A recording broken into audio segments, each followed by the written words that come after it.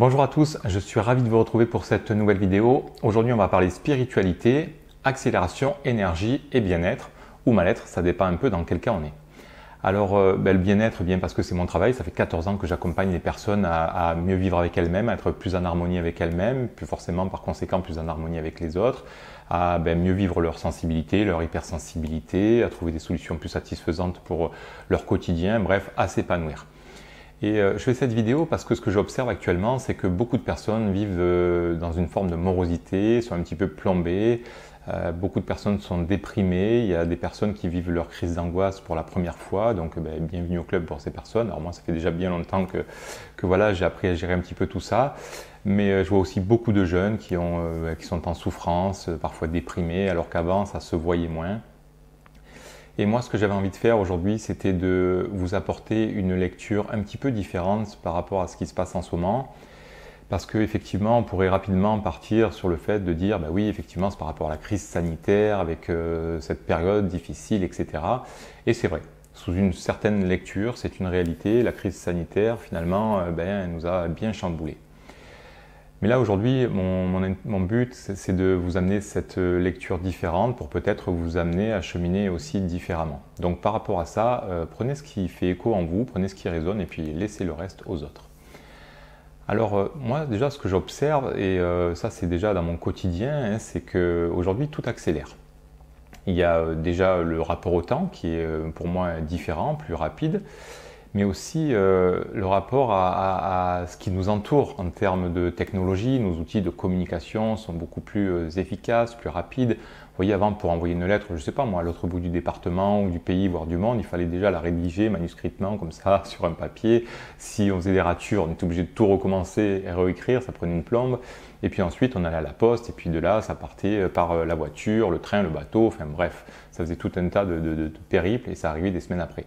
Aujourd'hui, avec un logiciel traitement de texte, avec un correcteur d'orthographe et puis Internet, une fois que c'est rédigé, on appuie sur envoyer et en 3 secondes, ça peut partir à l'autre bout du monde, quoi. Donc c'est beaucoup plus efficace. Mais ça, j'ai envie de dire, on peut l'observer avec, je sais pas, nos volets, on appuie sur un bouton, ça se ferme, les portails qui s'ouvrent. Enfin, vous voyez, toute cette technologie finalement nous montre qu'il se passe beaucoup de choses, il y a beaucoup d'innovations. Je crois qu'il y en a eu plus dans ces 30 dernières années que durant tous les siècles précédents. Donc oui, je crois que tout ça n'est que le reflet de notre conscience humaine et de notre pouvoir créateur. Alors le problème avec le pouvoir créateur, c'est très bien, vous voyez, pour tout ce qui est outils de communication, etc., il y a vraiment des avantages, mais pour moi c'est un peu comme un couteau. Vous savez, avec le fil de la lame qui va s'aiguiser au fur et à mesure du temps.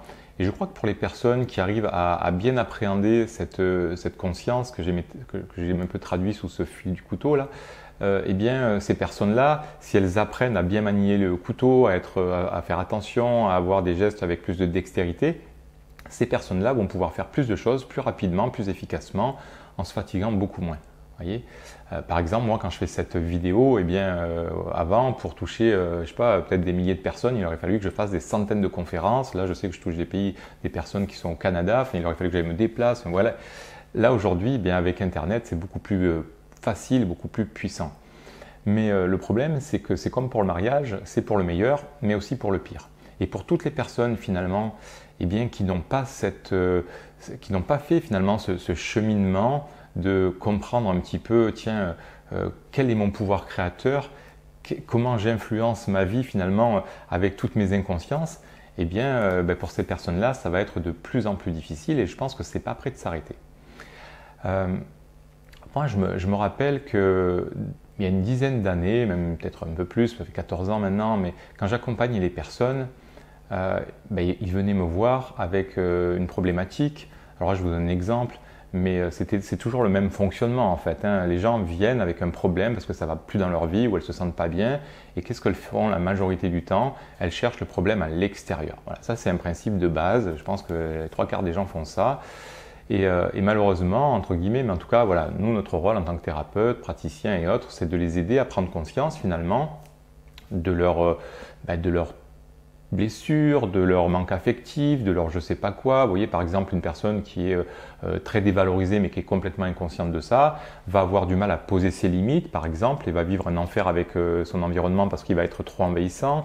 Cette personne, pour compenser aussi sa dévalorisation, va peut-être se demander de faire beaucoup de choses. Elle va s'en demander trop, et puis elle va peut-être se demander aussi de faire des choses qui ne lui plaisent pas, vous voyez, pour compenser ce manque d'estime.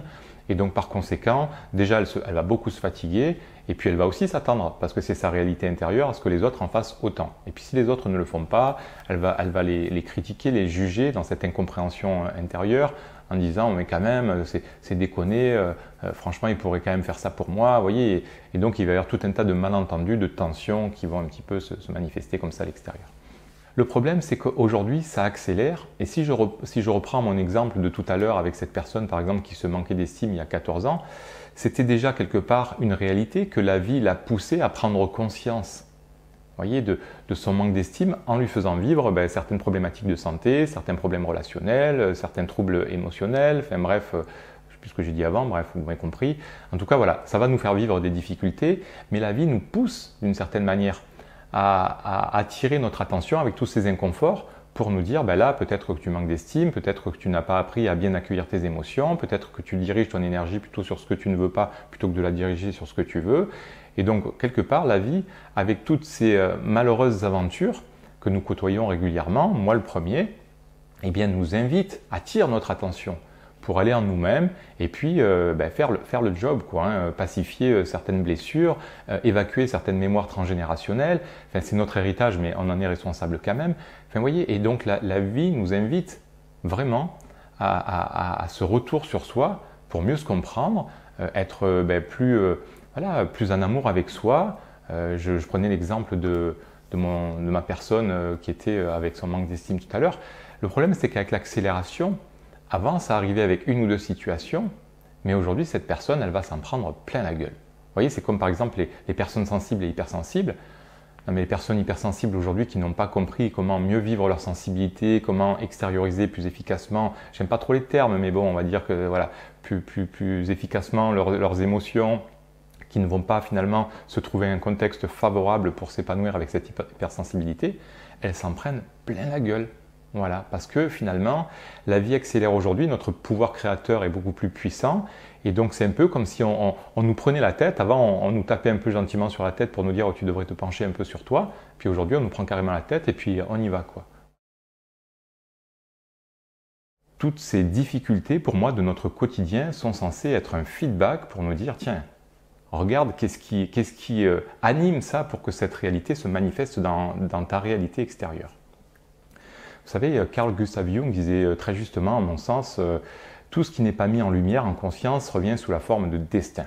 Bon, c'est exactement ça, et je crois qu'aujourd'hui, on en est exactement là. On subit un petit peu nos inconsciences personnelles avec nos petits travers, nos petites failles, nos blessures, etc. Et donc, tout ça se manifeste comme ça dans notre réalité extérieure.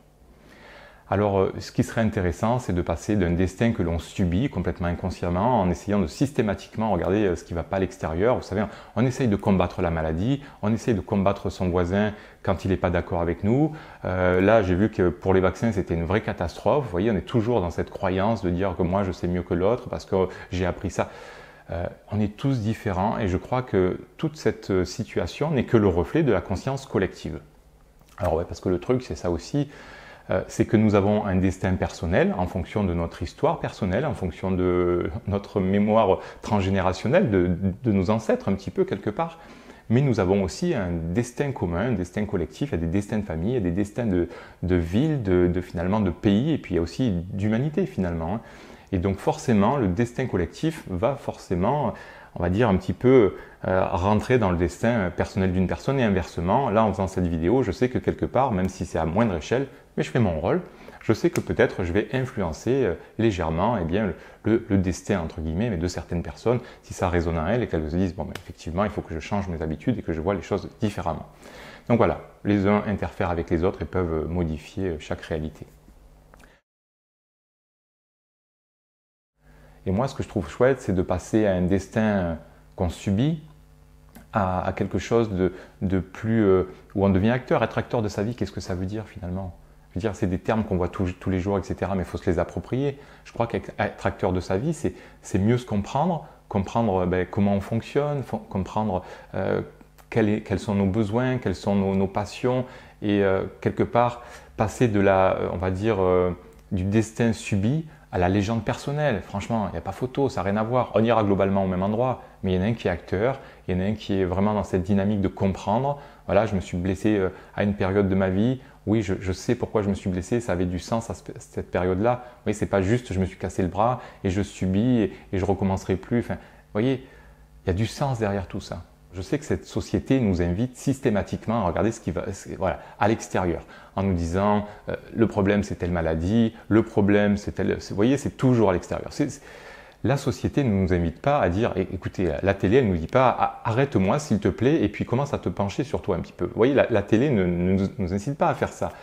Et moi, je ne suis pas en train de critiquer la société qui essaie de nous vendre tout un tas de biens matériels dont nous n'avons plus besoin depuis longtemps, tout un tas de confort qui va être très préjudiciable peut-être dans l'avenir.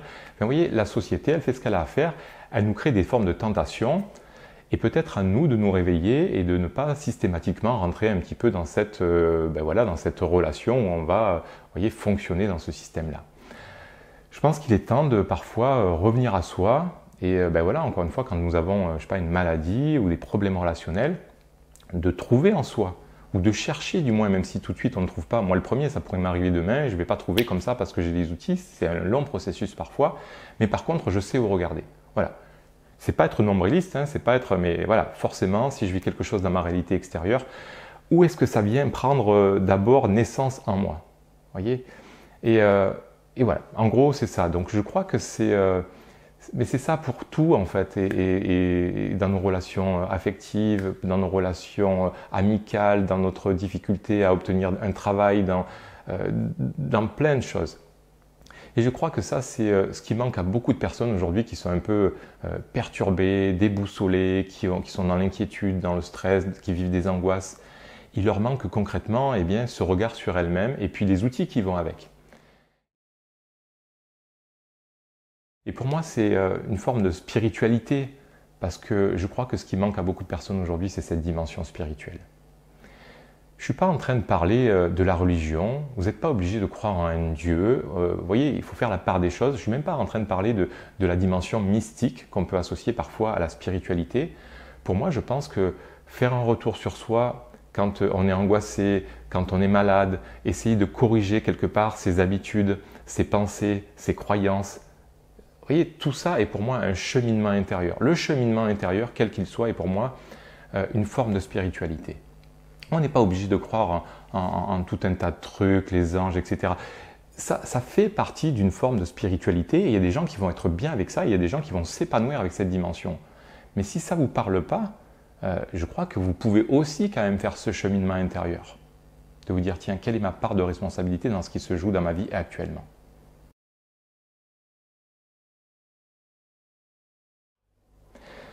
Pour conclure, je crois que c'est comme par rapport à la dimension des citoyens. Vous savez, on entend beaucoup de citoyens faire valoir leurs droits, essayer de les faire respecter, et moi je trouve ça vraiment juste et très bien. Mais en tant que citoyen, on a aussi des devoirs. Et je crois qu'en tant qu'être humain, en tout cas si on veut être un être humain, j'ai envie de dire en bonne santé, équilibré, et qui profite de sa vie, qui trouve du sens à sa réalité, qui trouve sa place, bien sûr que nous avons aussi des devoirs. Vous voyez, il ne s'agit pas juste de prendre que le fun de la vie, que le côté plaisir, etc. Parce que sinon, après, on va se manger toute une ribambelle de problématiques. Et aujourd'hui, je vous le garantis, cette vidéo, je la fais, je crois, on est fin janvier 2022, mais ce processus ne va faire qu'accélérer. Vous voyez, observez autour de vous, ça ne fait qu'accélérer. Donc je crois qu'il est temps d'apprendre à mieux vivre vos émotions, d'apprendre à avoir au moins ce réflexe, d'arrêter de chercher systématiquement dehors, et de faire ce retour à soi, de dire tiens, où est-ce que cette problématique extérieure prend source en moi? Et moi, je ne dis pas que c'est facile, je ne dis pas que j'y arrive forcément. Moi, je ne suis pas à l'abri non plus, vous voyez, de certaines maladies, de certains problèmes de santé. Je veux dire, demain, peut-être que je fais cette vidéo, demain je tombe malade. Mais déjà, j'aurais fait tout ce qui était en mon pouvoir pour éviter de tomber malade. Et puis en plus, si je tombe malade, je vais chercher le sens de cette maladie. Je ne vais pas croire qu'elle arrive comme ça parce que mon corps il déconne. Enfin, je crois qu'il faut arrêter quoi. Bon là, je suis en train de m'emballer, je suis désolé, je m'emporte et puis c'est bien comme ça. Mais Enfin, prenez soin de vous, faites ce travail d'introspection un minimum, devenez plus spirituel. Voilà. Je crois que le monde, enfin, l'être humain de demain a besoin de retrouver cette connexion spirituelle. Voilà. Vous n'êtes pas obligé d'aller dans les églises, ça n'a rien à voir, mais vous n'êtes pas obligé de prier non plus. Si vous voulez prier la vie, priez ce que vous voulez ou pas, peu importe, mais prenez votre responsabilité d'être humain et puis voilà quoi. C'est plus sympa, une vie quand même agréable et puis même au moins dans la difficulté, si les choses ont du sens, moi je ne dis pas que tout ça enlèvera la souffrance de certaines problématiques. Je veux dire, quand une personne est malade, moi ça m'est déjà arrivé d'avoir un pied cassé ou un bras dans le plâtre ou je ne sais pas quoi, et j'ai mis du sens sur cette réalité. Donc oui, ça n'enlève pas la douleur, vous voyez, mais au moins ça a du sens. On n'est plus là en train de se dire oh, c'est la faute à je ne sais pas qui ou j'aurais dû faire ça. Enfin non, non, non. C'est terminé tout ça. Bon allez, c'est bon. Je vous souhaite un bon cheminement. N'hésitez pas à partager cette vidéo si vous pensez qu'elle peut toucher d'autres personnes, si vous pensez qu'elle peut aider d'autres personnes, ça sera peut-être aussi votre contribution. N'hésitez pas à vous abonner, à activer les notifications et puis moi je vous dis à très bientôt pour une prochaine vidéo. Allez, bye bye.